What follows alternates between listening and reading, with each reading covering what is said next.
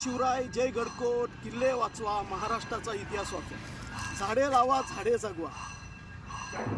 वृक्षारोपण करताय ना.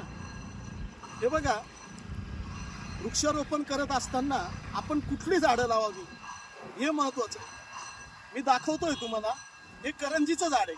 करंज बहु औषधी झाड आहे. या करंजीला मोठं झाल्यावर शेंगा येतात. करंज वाढल्यानंतर शेंगा येतात, फुलं येतात, शेंगा येतात. त्या फोडून त्याच्यातलं बीज विकलं तर औषधी असं बीज येतं. 1000 रुपये लिटर असं त्या तेल त्या बीजातून निघत असतं. आणि ते बीज शरीर, अंग दुखलं, स्नायू दुखले तर ते आपल्याला वापरता येतं. म्हणजे करंज हे रोजगार देणारं झाड आहे. आपण बघूया. हे बघा, हे करंजीचे झाड आहे. करंजीचे झाड आहे. याला बीज आलेलं आहे. बघा, हे दिसतं का? हे बघा, बीज आलेलं आहे. हे बघा, असे फळं येतात, बीज येतात. आणि वृक्षारोपण करत असताना करंज आणि निंबारा का लावायचा आहे? का करंज आणि निंबारा शेळ्या खात नाही, त्याला कुंपण करायची गरज नाही. आता आपण आलो आहोत काश्यपी धरणाच्या बांधावर असलेलं हे जे करंजीच्या झाडाचं हे बन आहे, या ठिकाणी आलो आहोत.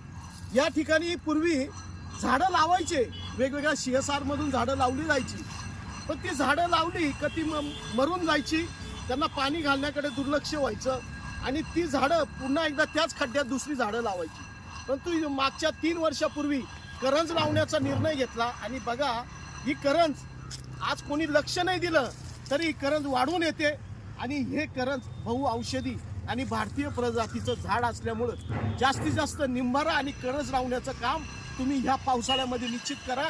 आणि पर्यावरणाचा समतोल राखा.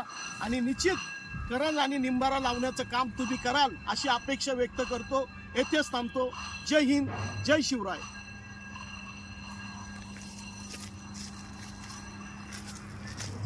तुमचं घेऊ कशी वाटतं?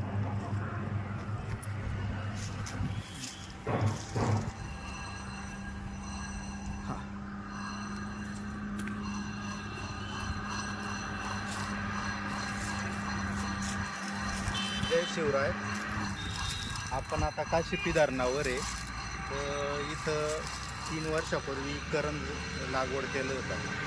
तर बऱ्यापैकी जवळजवळ 100% करंजाचे झाडं जगलेले.